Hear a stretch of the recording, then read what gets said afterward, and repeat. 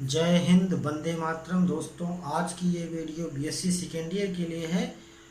BSc second year में आज हम लोग अध्ययन करेंगे मिलिट्री स्ट्रेटेजी का, जिसको हिंदी में रक्षा स्ट्रैटेजी के नाम से जानते हैं। ये सब्जेक्ट जो सैन्य अध्ययन के नाम से भी जाना जाता है, तो सैन्य अध्ययन जैसा कि नाम से ही मालूम पड़ता है कि ये सैन्य अर्थात सैनिकों से संबंधित क्रियाओं का क्रियाकलापों का इसमें अध्ययन किया जाता है। आज की ये बीएससी सेकेंड ईयर की प्रथम वीडियो है, तो आज हम लोग जानेंगे कि सिलेबस में हमें क्या क्या पढ़ना है। तो आइए देखते हैं, ये प्रथम प्रश्न पत्र है सेकेंड ईयर का, इसका सिलेबस क्या क्या है जो हमें आगे अध्ययन करना है। तो फर्स्ट यूनिट है इकाई प्रथम में भारत का विभाजन, अर्थात जब भारत और पाकिस्तान का विभाजन हुआ। इस पहली इकाई में हमें भारत और पाकिस्तान के विभाजन के बारे में क्या क्या स्थितियां थीं उसके बारे में अध्ययन करेंगे। जैसे कि सशस्त्र सेनाओं की स्थिति क्या थी, दोनों देशों के बीच में कितनी क्या क्या सेनाएं थीं। और दूसरे चैप्टर में हम लोग पढ़ेंगे कि भारत और पाकिस्तान का विभाजन समस्या क्या थी और इस बंटवारे को किस आधार पर यह बंटवारा हमारा हुआ। तीसरी चीज़ है कश्मीर की विवाद का, कश्मीर समस्या का जो विवाद था वो दोनों देशों के बंटवारे के बाद कश्मीर विवाद कैसे उत्पन्न हुआ और उसमें क्या क्या संभावनाएं व्याप्त हैं। चौथे चैप्टर में हम लोग पढ़ेंगे कश्मीर में सैन्य संक्रिया, अर्थात कश्मीर की जो सैन्य या सेना है उसके क्रियाकलापों के बारे में कि उसमें कितनी सेनाएं हैं और क्या क्या अन्य साजो सामान है, वो सेनाएं किसके अंडर में हैं, कहाँ कहाँ पे किस तरह से कार्यवाही होती है, क्या कार्य करते थे, इसका वर्णन या इसका अध्ययन हम लोग चौथे चैप्टर के अंतर्गत करेंगे। तो फर्स्ट चैप्टर में 4 हमें अध्याय पढ़ने हैं, 4 लेसन पढ़ने हैं। पहला लेसन है सशस्त्र सेनाओं की स्थिति, दूसरा है भारत का विभाजन और तीसरा है कश्मीर विवाद की उत्पत्ति और संभावनाएं। चौथा चैप्टर है कश्मीर में सैन्य संक्रिया। दूसरी यूनिट के अंतर्गत हम लोग पढ़ेंगे कि भारत चीन का संघर्ष जो 1962 में हुआ उसमें क्या क्या चीज़ें थी।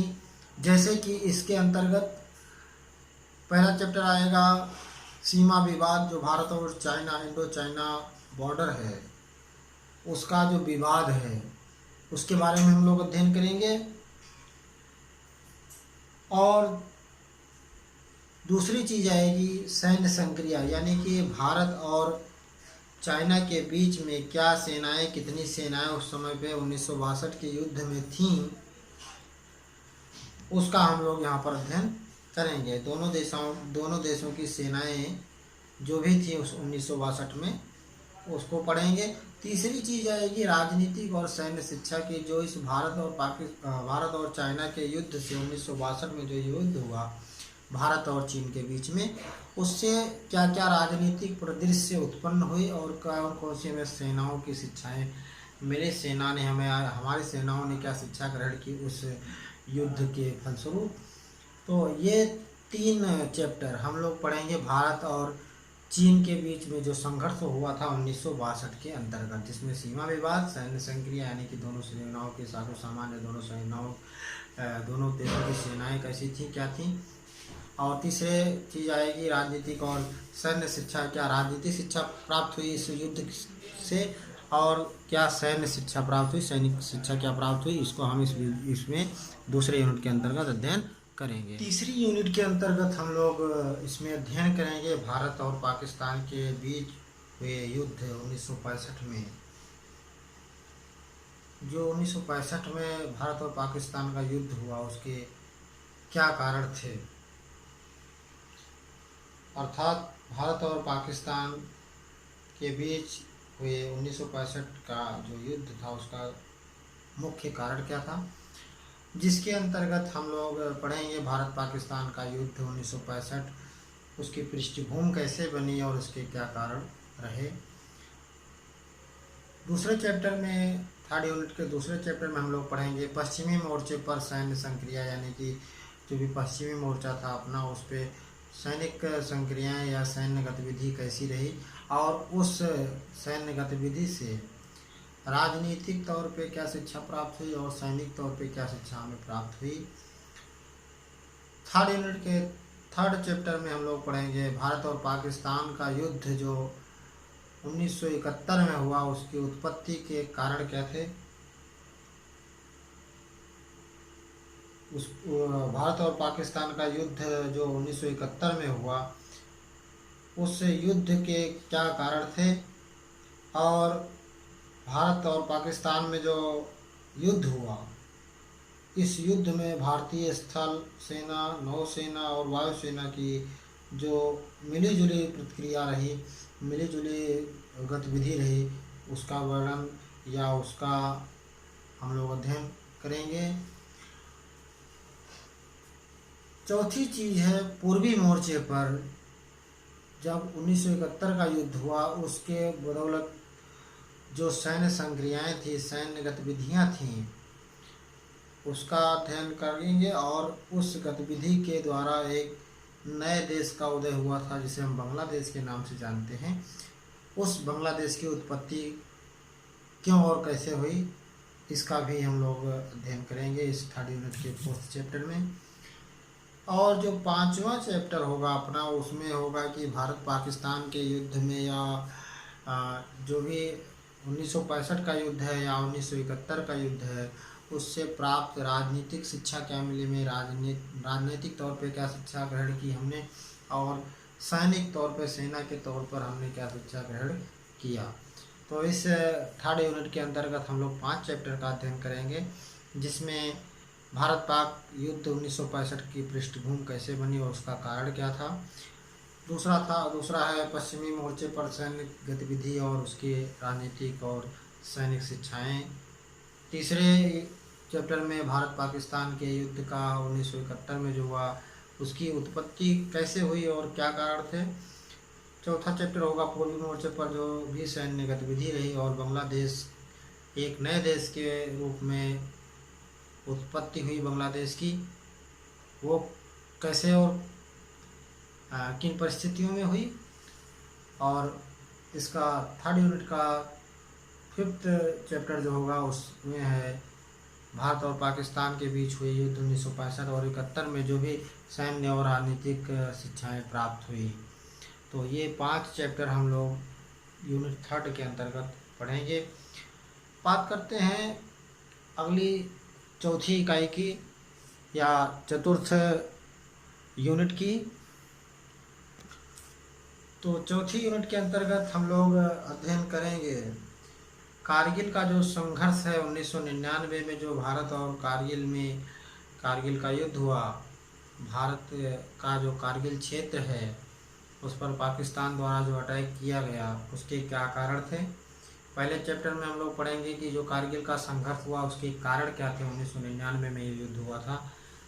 और दूसरी चीज़ है, दूसरा चैप्टर आएगा, इससे जो भी सैनिक गतिविधियां थी कारगिल युद्ध 1999 में, जो भी सैन्य गतिविधियां थी वो क्या थी, किस तरह से हमारी सेनाओं ने कार्य किया और जिसमें इस सैन्य संक्रिया में वायुसेना जो हमारी है उसकी क्या भूमिका रही।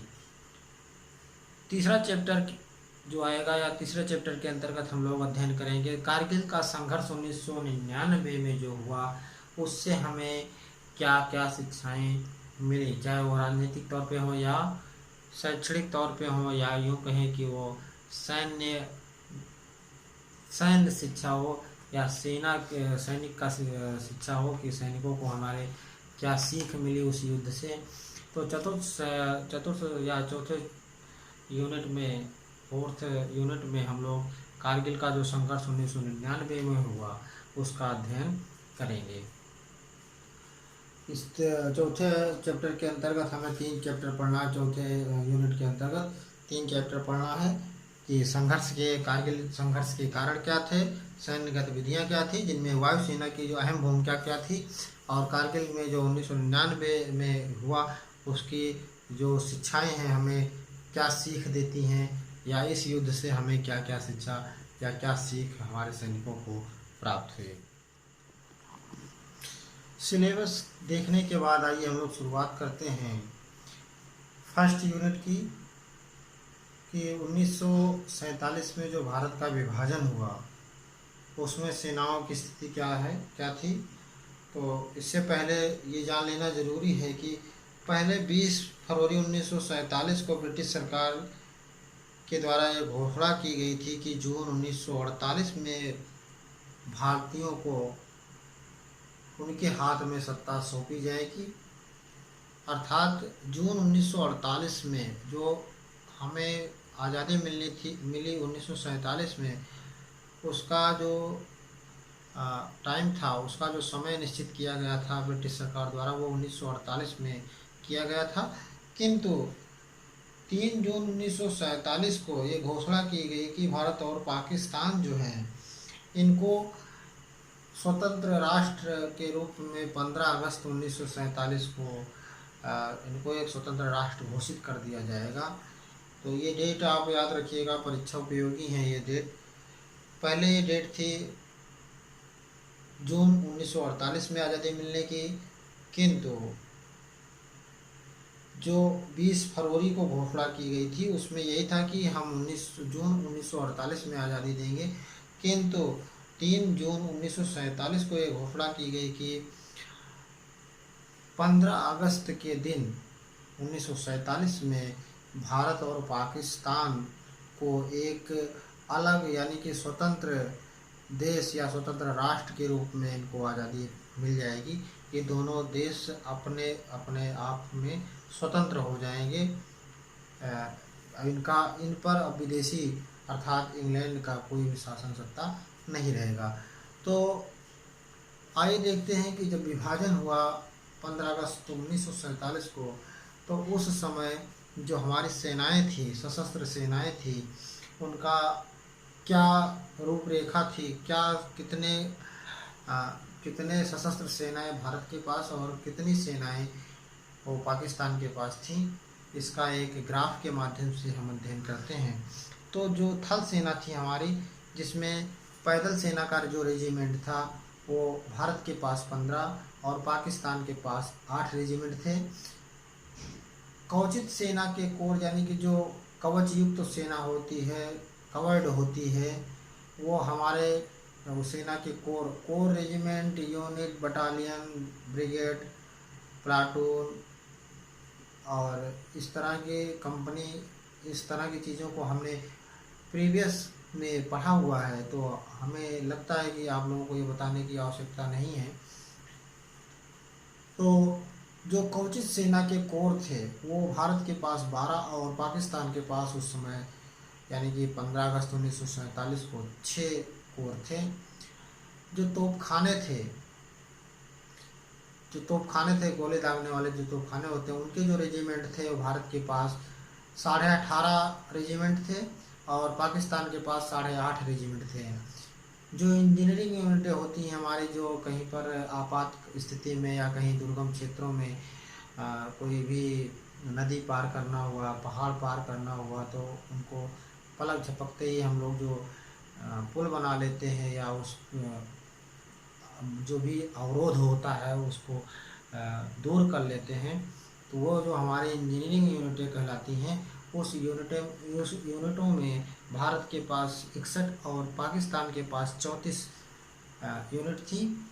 जो सप्लाई यूनिटें थीं, उस समय 15 अगस्त 1947 तक जितनी भी सप्लाई यूनिटें जिस भी देश के पास थी, अर्थात अब तो इसको भारत और पाकिस्तान के ही नाम से जानेंगे, तो जो भी यूनिट सप्लाई यूनिट थी, जैसे इसमें रसद है या आयुध सप्लाई है, इन सब की जितनी भी यूनिटें जिस भी क्षेत्र में थी यानी कि भारत में या पाकिस्तान में, जो जितनी जिनके पास थी यथास्थिति उनको वैसे ही रहने दिया गया कि वो उनके लिए पर्याप्त थी। और इलेक्ट्रिकल तथा मैकेनिकल जो होता है, इलेक्ट्रिकल और मैकेनिकल जो भी, मान लिया कि युद्ध में जो मैकेनिकल है, जैसे कभी कोई तोपखाना हुआ या कोई हमारा टैंक हुआ या यूँ कहें कि मशीन गन है या कोई राइफल है, तो अगर कोई कहीं ख़राब हो जाती तो उसको बनाने के लिए जो मैकेनिकल इंजीनियरिंग यूनिटें होती हैं, इलेक्ट्रिक यूनिटें होती हैं, जो मान लिया कहीं रेडियो से संचार माध्यम है उनमें कहीं पर भी कोई विसंगति हो जाए, सही से उपकरण काम ना करें, तो उसके लिए जो यूनिटें होती हैं वो भारत के पास 10 unit, mechanical engineering electrical engineering को मिला के भारत के पास 10 यूनिटें और पाकिस्तान के पास 4 यूनिटें थीं। जो पशु परिवहन है दुर्गम क्षेत्रों में, जहाँ पे पशुओं का भी रोल होता है, अभी आजकल तो स्वचालित कहीं पर भी जाने में सक्षम हमारे विक्रांता जैसे टैंक हैं, अर्जुन टैंक हैं, तो किसी भी ज़मीन पर ये चल लेते हैं। तो पहले 1947 में ऐसे टैंक नहीं थे, तो ऐसे पशुओं को भी रखा जाता था सेना के साथ में। तो पशु परिवहन की जो यूनिटें थी तो भारत के पास 4 और पाकिस्तान के पास 3 थी। यंत्रीकृत परिवहन यूनिटें जैसे कि राडार वगैरह जो भी हैं, या जिनसे टेक्निकल जो परिवहन है उसको हमारे देश के पास अर्थात भारत के पास 34 और पाकिस्तान के पास 17 यूनिट थी। एम्बुलेंस, कभी युद्ध में कोई व्यक्ति घायल हो जाता है या कहीं पर साधारण तौर पर किसी व्यक्ति को, कोई बीमार व्यक्ति को अस्पताल तक पहुंचाने के लिए जो हमारे प्लाटून थे वो भारत के पास 15 और पाकिस्तान के पास 7 प्लाटून थे। आर्मी मेडिकल कोर, जैसा कि सभी लोग जानते हैं कि नियमित स्वास्थ्य के परीक्षण के लिए जो मेडिकल कोर है, अस्पताल जो भी थे वो भारत के पास 82 कोर थे। आर्मी मेडिकल कोर के हॉस्पिटल जो थे वो 82 थे और पाकिस्तान के पास 34, यानी कि 34 पाकिस्तान के पास और 82 भारत के पास उस समय, यानी कि 15 अगस्त 1947 तक उपलब्ध थे। जो पर्वतीय रेजिमेंट हैं, जो पहाड़ी क्षेत्रों में या पहाड़ी क्षेत्रों की ज़्यादा जानकारी, विशेष जानकारी रखने वाले जो रेजिमेंट थे वो भारत के पास 2 और पाकिस्तान के पास 1 प्लाटून एक रेजिमेंट था। सैनिक फॉर्म, जैसे कि ताज़ी और हरी सब्जियां मिल जाएं, इस तरह के जो भी फॉर्म होते हैं सैनिकों के, उसमें भारत के पास 29 और पाकिस्तान के पास 15 अगस्त 1947 तक 20 फॉर्म, सैनिक फॉर्म थे। तो ये हो गई बात स्थल सेना की। थल सेना की कि जिस समय हमारे देश को आज़ादी मिली 15 अगस्त 1947 को, भारत और पाकिस्तान के बीच कुल कितनी सेनाएं थीं, कितने यूनिटें थीं और उसका जो मतलब कि कितनी यूनिटें थीं इस 15 अगस्त 1947 तक भारत और पाकिस्तान के बीच। अभी बात आती है वायुसेना की या जल सेना की। तो अभी थल सेना की ये बात जान लेते हैं, उसके बाद हम लोग नभसेना और जल सेना के बारे में भी अध्ययन करेंगे। वीडियो अधिक लंबी होने की वजह से आपको प्राप्त होने में तमाम तरह के अवरोध उत्पन्न होंगे, इसलिए आज की वीडियो को बस यहीं पर विराम देते हैं। मिलते हैं अगली वीडियो में, तब तक के लिए वंदे मातरम, जय हिंद।